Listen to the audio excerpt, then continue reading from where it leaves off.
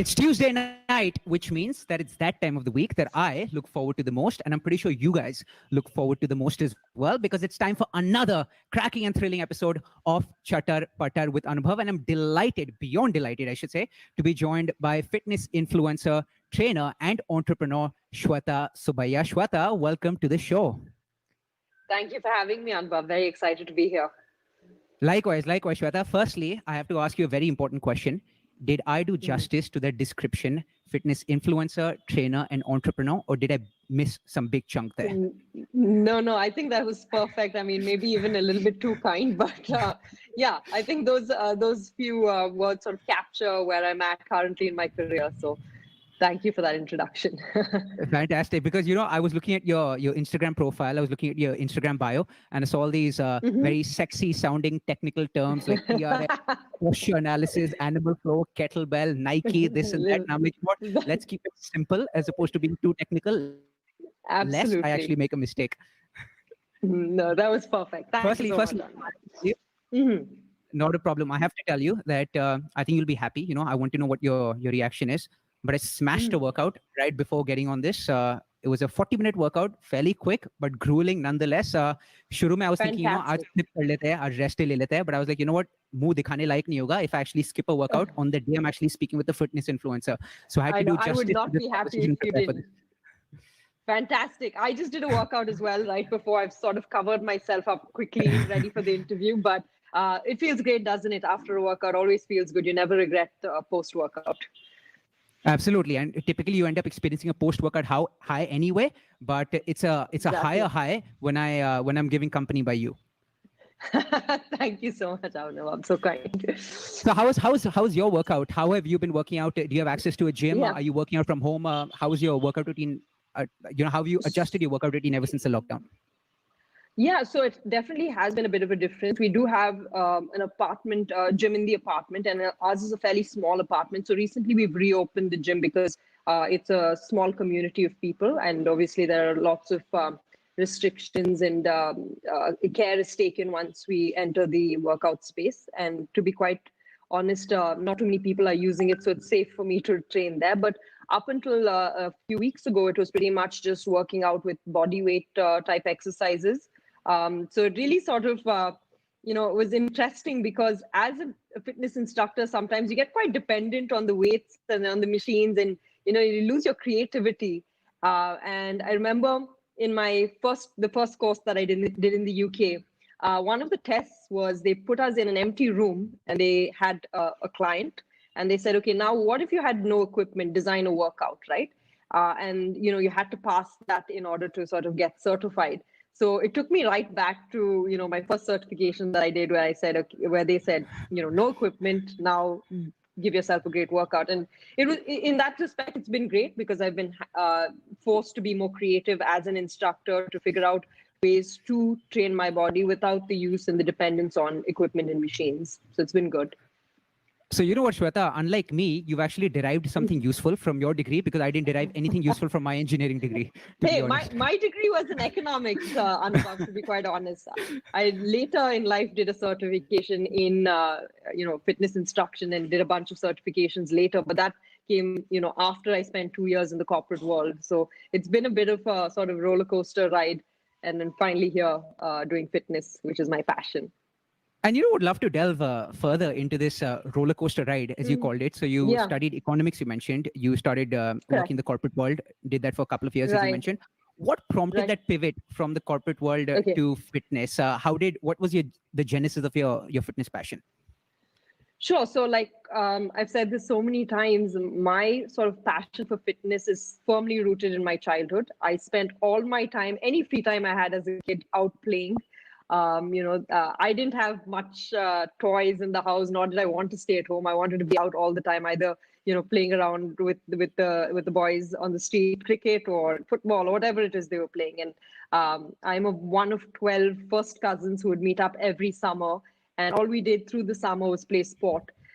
So sport is very much key to who I am.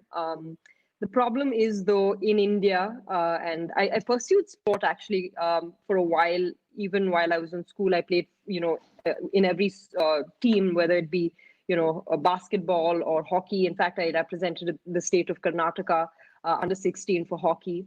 But you come to a point in your academic life, which is the 10th grade board exams, where you have to take a call, I guess. And I had to decide whether I continue on pursuing my passion for sport, or choose academics and take that route. And to be honest, at that time, it wasn't really a choice, because there was no future that was clear as far as sport was concerned, especially the sport that I was playing, which was hockey, and being a woman in sport. It didn't seem like I could make a good living out of choosing the sporting route, which is why I sort of decided, okay, fine, let's focus on academics. And that's what I did. I got through the 10th grade. I got through the 12th grade. I went away to Canada to pursue the undergraduate degree in economics. Became quite a nerd while I was there, but sort of kept in touch with sport, as in whenever I could play. I think in Canada, I played quite a bit of racquetball, which is similar to squash.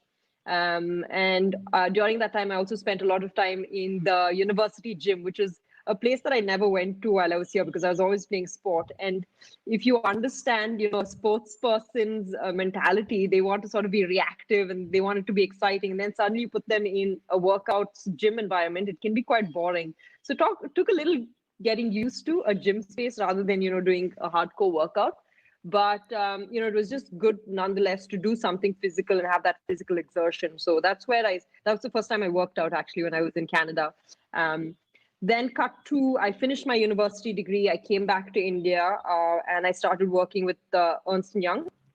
I spent 2 years there. And to be quite honest, I didn't hate my job. I just wasn't passionate about it. And I think the person that I am, I'm not going to stick with anything or anyone if I'm not passionate about it, which is towards the end of my 2-year stint with EY, I decided I wanted to do something in sport or fitness. I just wasn't sure what my opportunities were. I was lucky to meet an entrepreneur who was setting up a luxury health club in Bangalore. So I joined his team to sort of help set it up. So more on the management side, to recruit instructors, recruit the training staff, etc., and just set up the operations of the gym.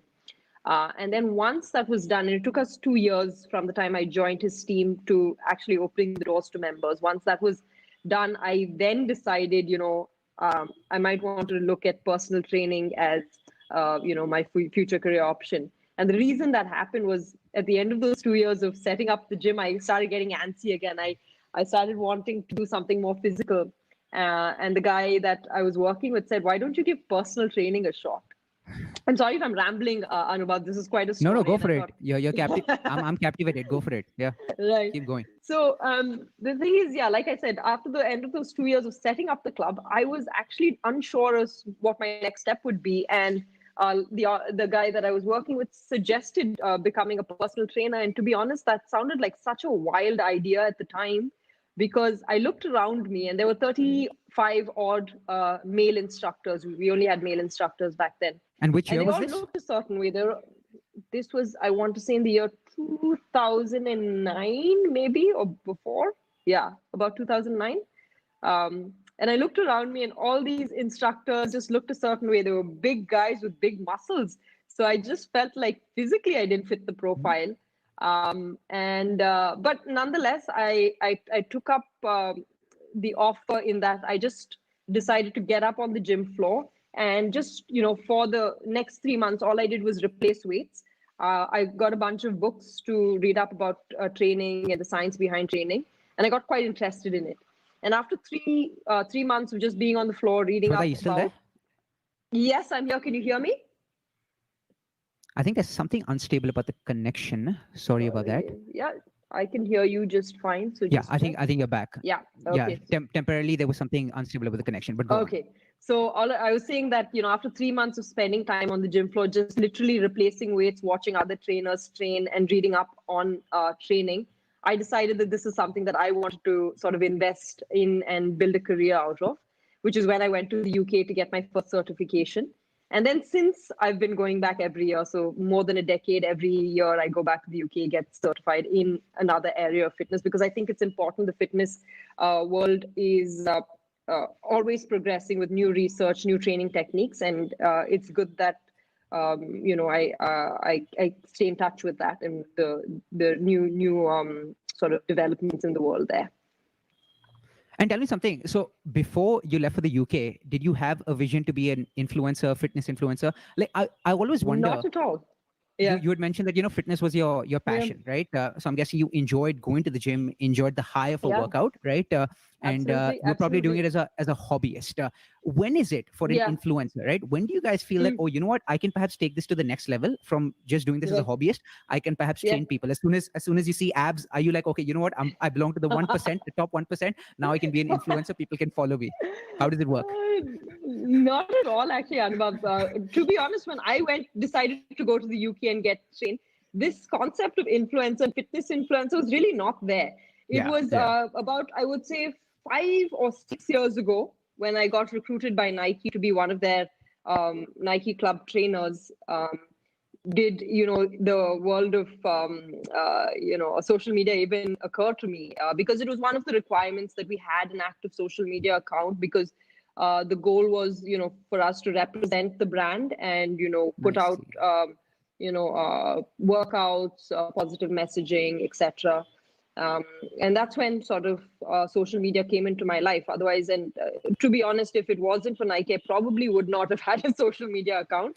And I must also admit, I think compared to a lot of the fitness influencers, I put out a lot less content because it's just like, I don't know, I miss that generation. I'm not from the social media generation per se, but I'm trying to force fit myself in there. Hopefully I'm not doing a terrible job. No, to be completely honest with you, right? Being very candid, being candid is one of the ground rules of Chatter Patter with Anubhav. So jo bhi bolunga, sach bolunga. As part of my extensive due diligence before, chatting with you, I looked at your Instagram account. Had it not been for, you mentioned that, had it not been for Nike, you probably wouldn't have had an active social media account. Had it not been for your active social media, I probably would have skipped my workout earlier today. So it all worked out then. Fantastic. Sometimes they say whenever you lack a little bit of motivation, you can sometimes think of what your idol would do. So say, what would Virat Kohli do for someone, right? What would a David Goggins do for someone else? Today I was like, what would Swetha Subbiah do? And I was like, she would probably work out. Anubhav, you better work out as well. And I was working out right before this one. So well done, Anubhav. Lovely. So, of course, the fitness industry, the fitness landscape has changed a lot, especially in India. In the recent past, it's changed for the better. Back in the day, and even now to some extent, but less, right? There was this very stupid myth being propagated that, women should not be going to the gym. Women should not be lifting. Women should not be working out. They should be doing cardio, but they should not be lifting weights, right? But in many ways now that myth is being debunked, but it hasn't completely been debunked, right? Would you call yourself one of the pioneers of this new shift in the mentality, given the fact that, you have in many ways contributed to this new fitness landscape in India, especially for women? Yeah, I mean, I don't want to take, the word pioneers and associate with myself. It seems a bit too much of credit, but I definitely was very much a part of that shift, very much present during that shift. Like I said, over a decade ago, when I started off as a fitness instructor, I was one of 35 instructors, male instructors. I was the only female instructor. And on the gym floor, it would be just men lifting weights. The women would all be in the group exercise studio. I'd call them the cardio queens. So it was definitely, and it has definitely shifted so much in the past decade, because now I would say there's an equal number of men and women on the floor. There are an equal number of female instructors, which is really, really great to see, because like I said, I was one of 35, and it was a bit of a strange situation to find myself in, because who do you relate to? Who are your mentors? And I didn't have that initially. So there definitely has been a shift, and I was present during that shift. Was I a pioneer? That would be maybe a bit too much credit to me, but I was present, and I definitely witnessed it firsthand, the change in the landscape of the industry. Fantastic. And you've honestly since then gone on to make many inroads in the fitness industry. You of course have your own entrepreneurial venture as well. Sisters in Sweat. You're the co-founder of Sisters in Sweat, and you've also started and founded Sweat by Swetha, right? So talk to us about both Sisters in Sweat as well as Sweat by Swetha. So I think I should talk to you about, in terms of chronological order, Sweat by Swetha first.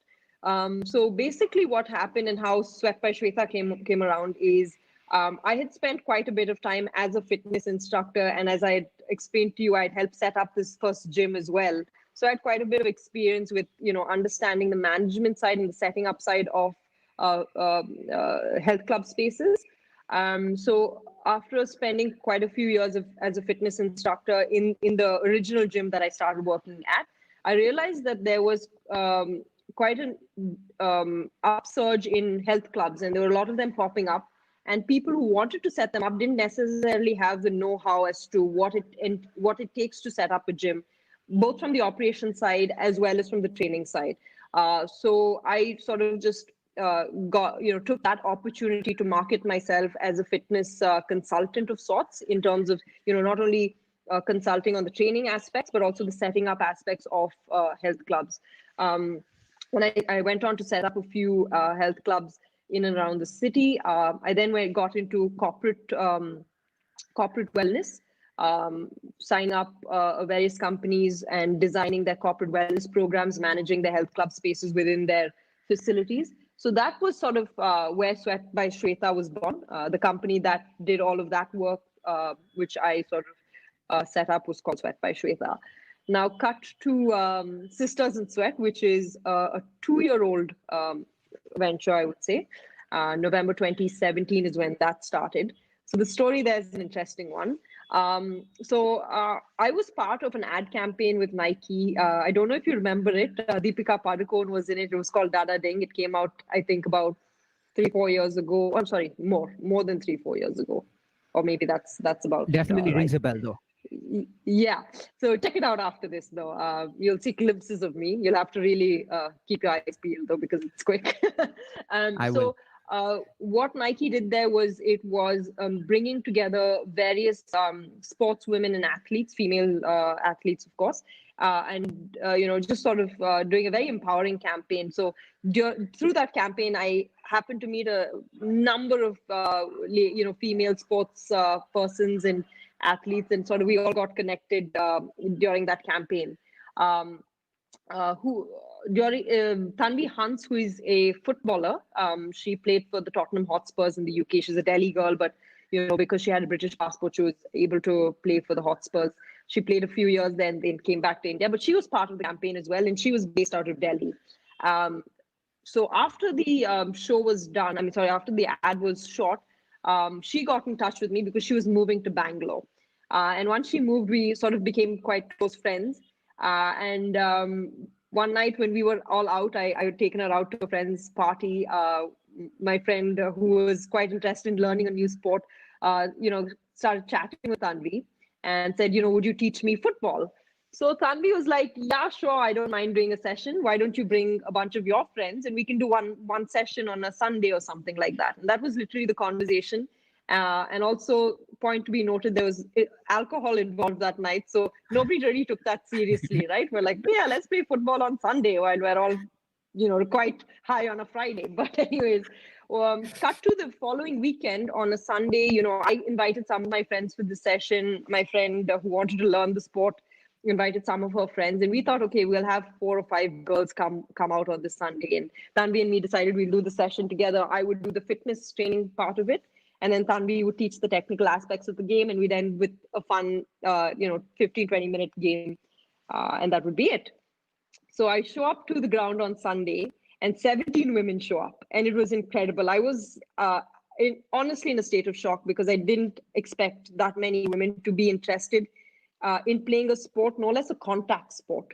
And these are women who are in their 30s or older, right? So anyways, we had a great time that Sunday, and we all decided that we should do this every Sunday. So we created a little WhatsApp group. I'm sorry, I can't see you. I don't know if I'm sorry, Swetha. Ever since Cyclone Amphan decimated Calcutta, my Wi-Fi has been extremely volatile, more volatile than the stock market have been in recent times because of COVID. Okay, but Sorry anyways, I about. can see you now, so we're good. I I'll hope tell you you. caught. So I'll tell Where you. did you catch? So the last thing I remember you saying was cut to the following Sunday. Okay, cut to the following Sunday. I show up on the ground with Tanvi, all ready to teach, take a session, expecting to see about five, maybe six girls come out. 17 girls came out that Sunday, and I was in an absolute state of shock because most of these women, I'm in my 30s, so all my friends were in their 30s as well, and that's who came out to the session. And I was in shock for two reasons. One is women in their 30s still want to play sport. I thought I was an anomaly. And two, it is a contact sport, which is something that women tend to shy away from. At least I thought so. Clearly not. So we had 17 girls play that day, and it was a really fun session. And we decided let's do this every weekend. And we created we created a WhatsApp group. Sorry. And what then happened is that the girls who were part of that original group started inviting their friends. And from 17, we've grown to over 350, 400 women Oh now. wow. Wow. And so a few months ago, Tanvi and me decided, there is a huge opportunity here to do something good, to, reach out to more women to play not only football, but other sport as well. And that's where we, incorporated Sisters in Sweat, which is a partnership between Tanvi Hans and me. And the aim there is to, have multiple training sessions for different sport, and typically or primarily focusing on women who don't have the opportunity to play, in that they're not part of a school or a college team anymore. So, that's who we're catering to primarily. Fantastic. So Swetha, now that we've established, some sort of a relationship, I have two requests for you, right? I'm sure you won't decline these requests. You'll say yes. I hope Of Tanvi is course. listening as well. Then if she is, then maybe we can get her opinion as well. But a couple of Yeah. things, since you mentioned that Sweat by Swetha is a consultancy in many ways, right? Look, it's my dream to Correct. one day establish my own gym. So I'm pretty sure you'll give me complimentary consulting services. I said, whenever I want to see your counsel. 100% and above. Lovely. 100%. So No question about that. that's one out of two, hopefully two out of two now. Is there any way you can make an exception for me such that I can also join Sisters in Sweat? Perhaps I'm happy to be a sister. You can have to call me brother. Happy to be a sister. One honorary male member in Sisters in Sweat. Absolutely. We roll out the red carpet for you, Anubhav. But just to come back to that point, and we've had some boys ask us, and we have nothing against men. We love men. In fact, the point that we wanted to stress on is that we find, at least I found, and I think this is true to a large extent, men still continue to play sport after school and college, in that at work they'll form, groups, and they'll go out and play in the evenings.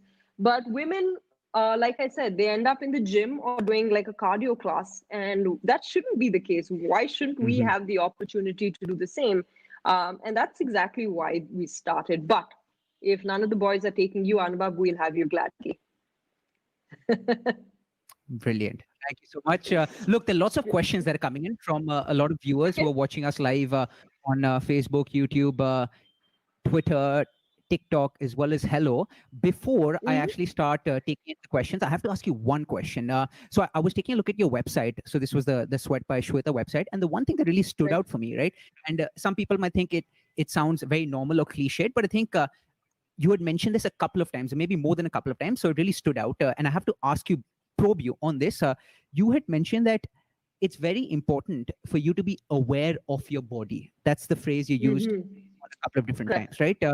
Some people might overlook the importance of this phrase, but can you explain to us what it means to be aware of your body and how exactly can Yep. one cultivate awareness of his or her body? Sure. So when I say aware of your bodies, what I mean is, one is, in order to start a fitness program or just to lead a healthy lifestyle, I think it really starts from within, right? To understand, your body type. And once you understand your body type, you can set realistic goals. We're all built differently. We have a different genetic makeup, and we all can't look like those models in magazines, and nor should we. There's beauty in different body types. So accepting that and being aware of your body, and where you can take it, and of course, through training and a healthy diet, you can definitely metamorphosize your body in many ways, but there has to be some basic level of awareness. And then the second part is when you are doing a workout and you choose a workout program, you need to be very conscious and aware of what are you actually enjoying. Like some people hate, for example, hate running, but they keep running. And then they eventually end up dropping off because they just didn't enjoy it. Now, I'm not saying that you should only be doing things that you enjoy. Like I'm not a big fan of running, but I tend to run every now and then because it's good for me. It's good for my heart and lungs. But primarily, I stick to things that I know I'll continue doing because I enjoy it, and that will be the bulk of what I do in terms of an exercise or a workout, even if that means playing sport. So to be aware of self, one is, what is my body type and what are realistic goals for me. Then two, trying out different workout forms and types and seeing what I enjoy the most, and maybe spending more time doing those things because they're enjoyable and I'll stick with it, and then that becomes sustainable. So those are primarily the two things I mean by being body aware.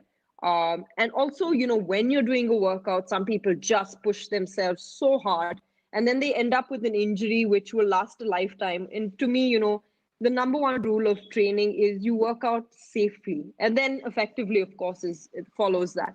But if you're doing something that is going to make you look great for the next few months, but it's going to leave you with an injury that could last a lifetime, that just doesn't make any sense to me. So just be aware of your body at all times, whether it's with goal setting, whether it's understanding what you enjoy doing, how your body responds to different types of workouts, and then making sure that you never put yourself in any sort of danger. I think that's important. Absolutely. And you spoke about danger. You mind if I show you something? Give me 1 second. Give me 1 second. I'll be back. Absolutely. Yeah.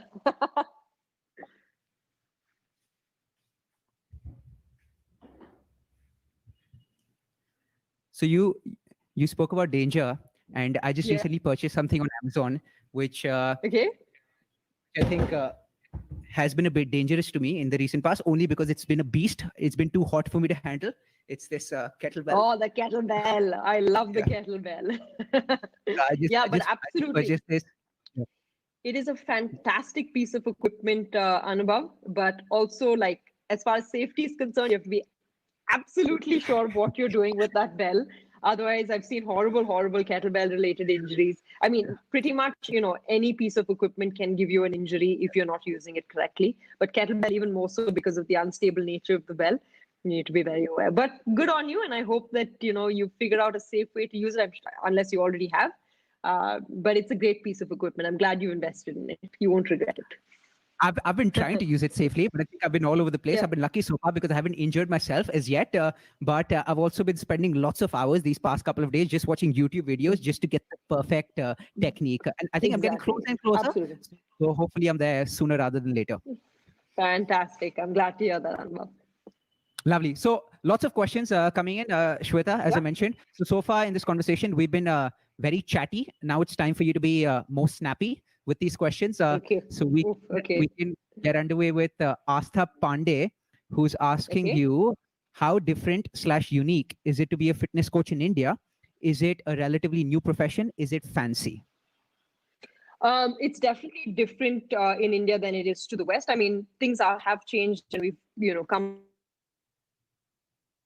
a long way. The question is it relatively new? Yes, it's a new profession for sure. Like I would say I have seen that shift in the last 10 years when I started, it was definitely not fancy at all. It was manual labor, I would say, just picking up weights, counting and that sort of thing.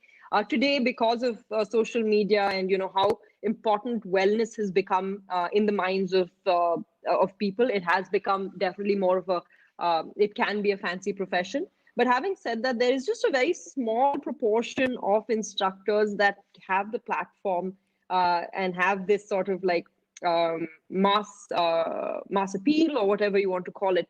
There's vast majority of trainers, are stuck in gyms, and it's not fancy at all.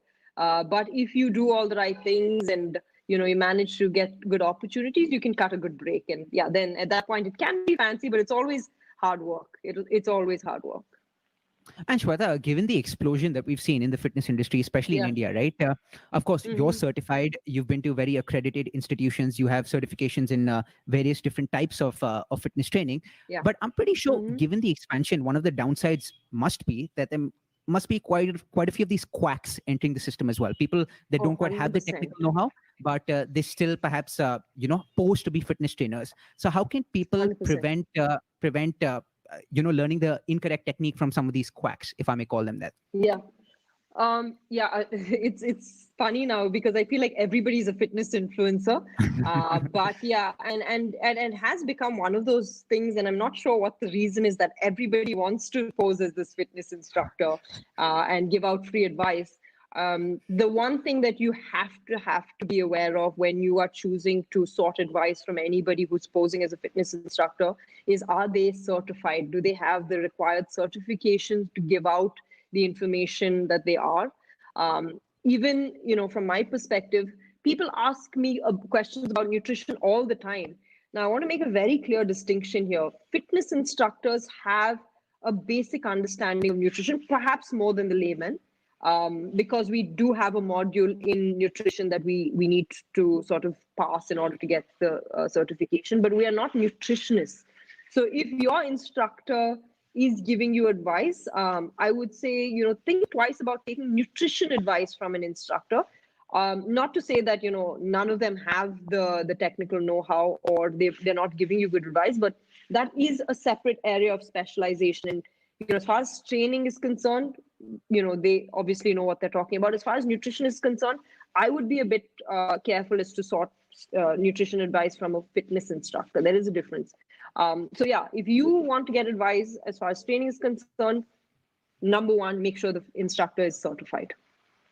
Lovely words of wisdom there. Then we have Akshay Lokhande, who's asking, you mentioned that you got your certification in the UK.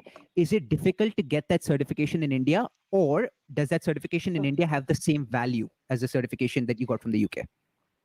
Okay, so there are a couple of courses that are available in India, which are internationally recognized, and they're international certifications. There is no local India-based certification that is recognized globally.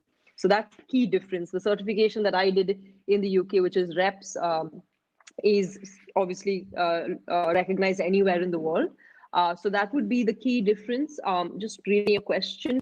Yeah, so it is kind of difficult in that if you want internationally recognized certification, you'd have to go and do one of the online courses from an international body which certifies you. And what you miss out there is the practical aspect of the training. An online certification gives you the theoretical knowledge, and it'll ask you to go back and do some sort of movements and stuff like that, but nothing sort of can compare to actually physically being present and have someone coach you and make sure you get the right type of training in order to go out there so you can coach other people.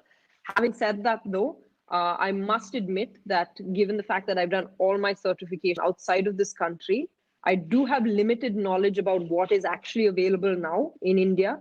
But to the best of my knowledge, there isn't a body that is recognized in an Indian-based body that is recognized internationally. I'm pretty sure there isn't one.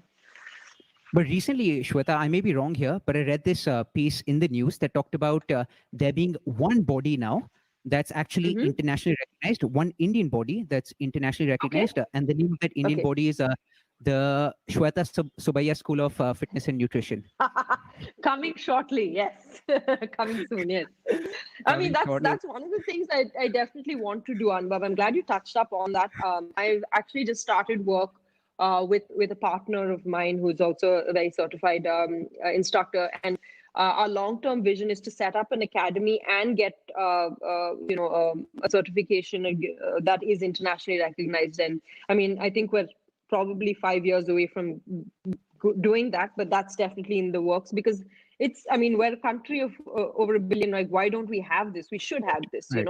I was lucky to be able to travel and to get the certification, but not everybody has that opportunity. And we have I'm sure incredibly talented instructors here that if they just had the opportunity to get the right certification, they could be at a different level altogether, as far as their certification and training is concerned.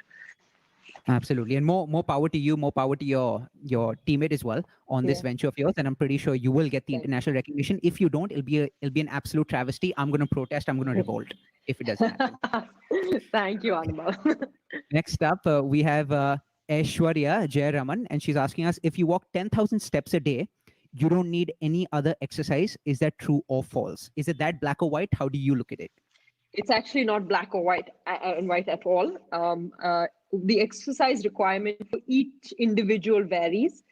10,000 steps a day is something that I think everybody has at the top of their heads because it's somehow advertised everywhere and spoken about a lot. And it's not a bad number to have in mind and not now a bad number to track, because if you're doing 10,000 steps a day, then it means that you're fairly active through the day. And it's not black and white only because we all live, our lifestyles are so different. For somebody who's just been sitting the whole day and they just do 10,000 steps and they have a really unhealthy diet, I wouldn't say that's enough. But if someone who's fairly active, who's got, a decent diet, and they do 10,000 steps a day, could be enough. So it really depends on the individual and their lifestyle that would dictate whether these 10,000 steps are enough. I come from the school of thought that in any urban setting, we are not doing enough physical work. And so a focused fitness activity is absolutely important besides these 10,000 steps. That's where I'm coming from. So, but if you don't have the time for doing something right now, I would say definitely try and factor that in your life at some point. But for now, 10,000 steps a day is a decent gauge. And assuming, like I said, that the rest of your lifestyle isn't horribly unhealthy.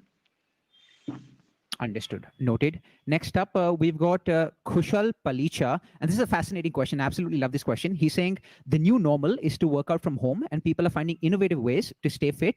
You think post-COVID, fewer people will go to the gym and now they'll prefer home workouts instead? I'll just give you my example. This is anecdotal, but I used to absolutely despise home workouts pre-COVID. So say, for instance, the gym might be closed. It's a Sunday. I'm like, let me just work out from home. I used to absolutely despise it. Even 15 or 20 minutes would seem like an absolute eternity. But over the past month and a half, working out from home has actually been something I've embraced, even without equipment, even before I got this kettlebell. Do you think that trend will change given what COVID has done throughout the world? First of all, unfortunately, if that trend changes, it's going to put a lot of us out of business, I think. No, but the truth is, I think there has been a shift, and I think it might last in that people, I don't know, in different cities, but in Bangalore, the traffic is crazy. So if I have to get a 45-minute workout, that's going to take me at least 2 hours of my day to get to my gym, to then finish my workout and come back. And I think during this COVID crisis time, people have sort of adapted so well to training at home that I think that a lot of people are going to just continue doing that. Having said that, there is a bit of a question mark in my mind as to suggest whether after things normalize a little bit, that people just go back to old habits and they forget, the gym. I mean, they forget what happened before. So, I think the short answer is yes. I think there's going to be a shift. I think if 50% of people decide to start working out at home post-COVID, eventually that number will come down. People will start heading back to the gym slowly because, the truth is, there are things that you can do in the gym that you simply can't do at home, and people who enjoy lifting heavy weights and stuff like that will have to then head back to the gym. But if you are happy with the body weight workout, and of course time is a huge constraint for a lot of people, getting on the road to get to your gym is an issue, you'll probably just continue on working at home, which is not a bad thing at all. Absolutely. And who knows, when I have more money in the coffers, I may just invest in a home gym. And if I do end up doing that, then I might just call up Swetha by Swetha and seek your setting it up. Yeah, but there's also like a fun aspect of going, like for me, I enjoy going to a gym also because when other people are training, there's a motivational aspect to it. So people who enjoy those things about, training, lifting heavy, will go back to the gym eventually. But people who are indifferent to those factors will perhaps just stick on and work out at home. That's a very, very, very interesting point that you brought up, only because recently, this was like pre-COVID, of course, when I was going to the gym. There was, I observed somewhat of a shift in my psychology, because there was a time when I used to absolutely love going to the gym when there used to be no one there. So the gym would be like a temple, and I used to be one of the most ardent devotees, visiting that temple. I used to absolutely love it, especially Saturday mornings, early Saturday mornings. But then what happened was, I don't know what prompted the shift. I started enjoying going to the gym when there were a few people. Of course, there's a sweet spot. There can't be too many people, only because it becomes too claustrophobic and crowded. But when there are few people, right? It's, as you rightly mentioned, it's almost as if looking at some of the other people gives you the added bonus and the impetus and it fuels your workout. And you're like, you know what? I can't really. You have a chip on your shoulder. You know, isko dikhaunga. Haan, main bhi karta hu. 100%. Yeah, exactly. That's what I'm talking about. And I think, people who enjoy that aspect of working out in a gym environment will want to go back eventually. Absolutely. Absolutely. Then there's, I know you mentioned that you want a certified nutritionist, but you still probably have more knowledge about nutrition than the average person does. So you might be able to answer this. Nandini Garg is asking, does keto really work? Okay, so with regards to any diet, whether it's keto or, there are tons out there. The truth is, in the short term, almost every diet works to achieve those short-term results, because primarily what it is doing is you're just cutting your calorie intake, right? Or you're denying yourself of a food group. So the number of calories that you're consuming goes down, or you're just shocking your body, even if you're not cutting calories. And in the short term, that always works. But the thing that you need to know about any diet is that if you are excluding any major food group, that's your macronutrients, whether it's your proteins, your fats, or your carbohydrates, in the long run, that's never going to work. It's not sustainable and it's not good for your body. So if you need to start off on a diet to kickstart your weight loss program or whatever it is, I would say, sure. I mean, obviously seek the advice of a nutritionist before you start any diet. To understand whether it's going to work for you, but also understand that it's something that you can only indulge in or practice for a short period of time. Eventually, you are going to have to find a healthy balance, a diet that is sustainable. When I say sustainable, you should be able to eat the same way for practically the rest of your life. If I say you're not going to be able to eat this important food group forever, I promise you're not going to stick with it, or you're going to end up with some serious health issues because you've excluded an important food group. And every food group has a role to play in your bodily function. So that would be my advice. So it works in the short run, definitely not in the long run. Brilliant. So the next question is coming from the person who's actually responsible for having connected us. So had it not been for Diva, we probably wouldn't have been having this discussion right now. So Diva's asking, do you think working out from home with a trainer online is the future? I think I was looking at your Instagram, and if I remember correctly, I think you've been doing quite a few of these live workout sessions from your home as well. Sessions, yeah. So what do you make of this new trend? Do you see this gaining traction? Definitely, I think there's going to be huge traction there, and we can see that. People have gotten quite comfortable working out from their homes. The only sort of shortfall of that, and to me, it's a pretty big one, is that I think training is a pretty hands-on job, to be honest. Like when I'm working with a client, especially a new client who's not familiar with weights, I make a lot of physical contact to correct form, which is something that will be missing when you attempt working out at home. And in that, it's also going to end up in a lot of injuries. But it's, like I said, people are going to have to decide now whether it's worth the trade-off if they don't have the time to make their way to the gym, or perhaps they can have an instructor come home. But I think there is going to be a shift where training online with a trainer is just something people are going to opt for out of convenience more than anything.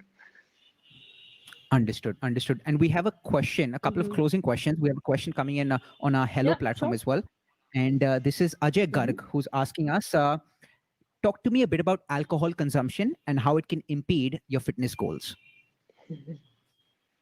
Okay, being from Coorg, I don't know how much you know about Coorgis, but alcohol is part of our religion, so I should touch upon this. Alcohol has zero it's got a lot of calories, but no nutritional benefit from it. So how does it impede your workout? You're doing all this work to sort of lean out and look a certain way and get stronger, but then you're adding all these empty calories. So in a way, if your alcohol consumption is not moderate, it's definitely not going to help you get to your goals.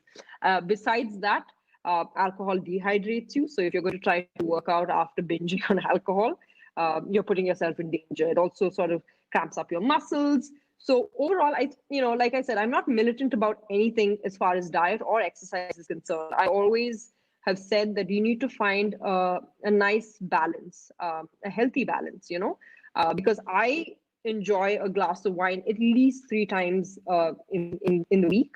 Once a month, I might even go on a bender and have a little too much alcohol. Well, burn it off on the dance floor. As far as diet is concerned, I don't really restrict myself. I think I have a healthy relationship with food, so I don't, I don't really enjoy eating junk all the time. But once in a way, of course, I do.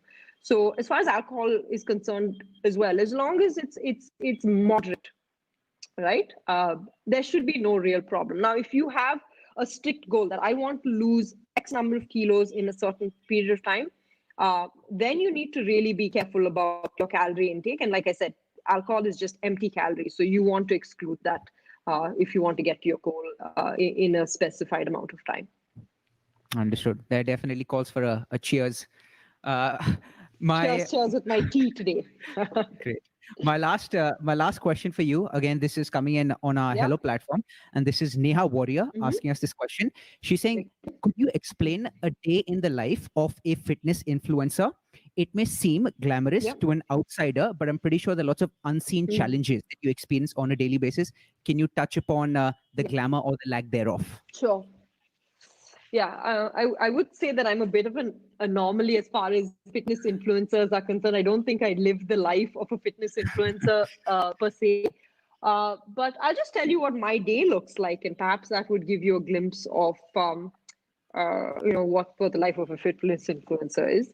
The one challenge though is because I have this I have a social media account which I'm aware that people sort of go to seek inspiration, advice, etc.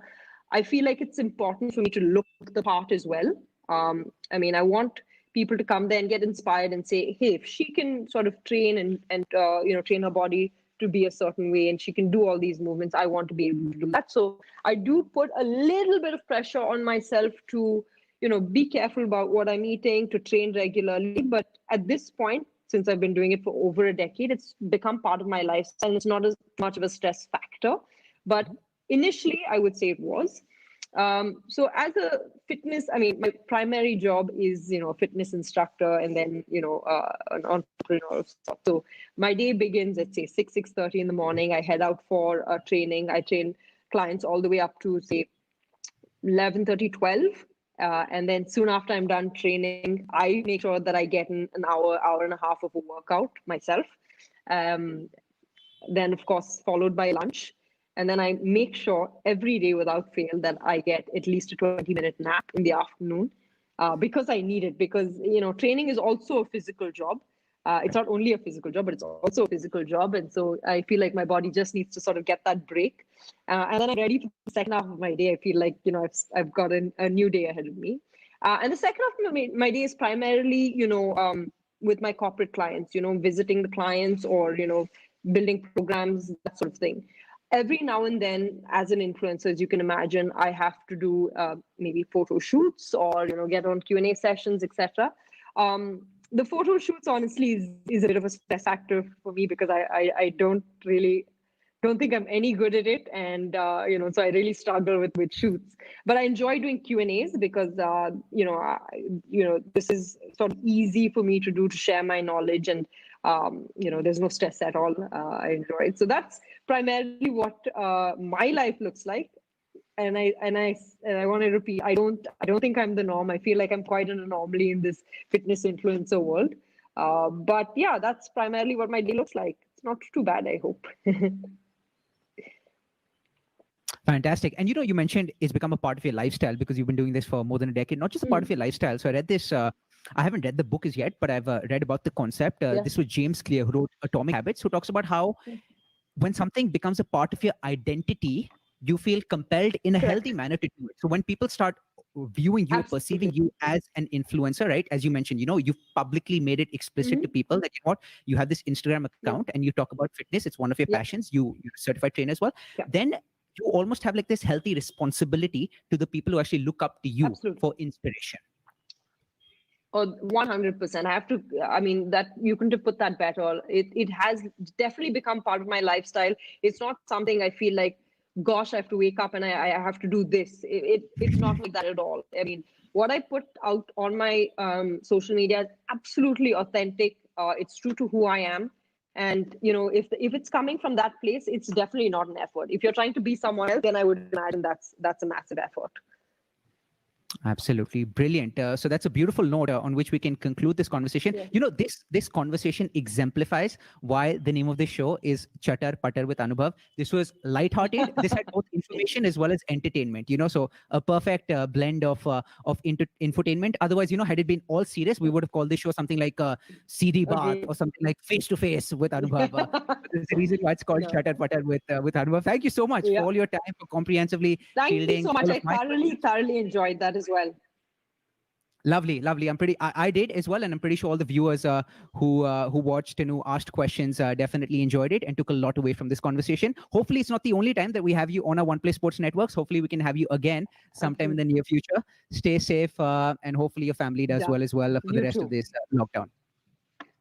Thank you so much. Thank you so much, and stay safe as well. Bye bye.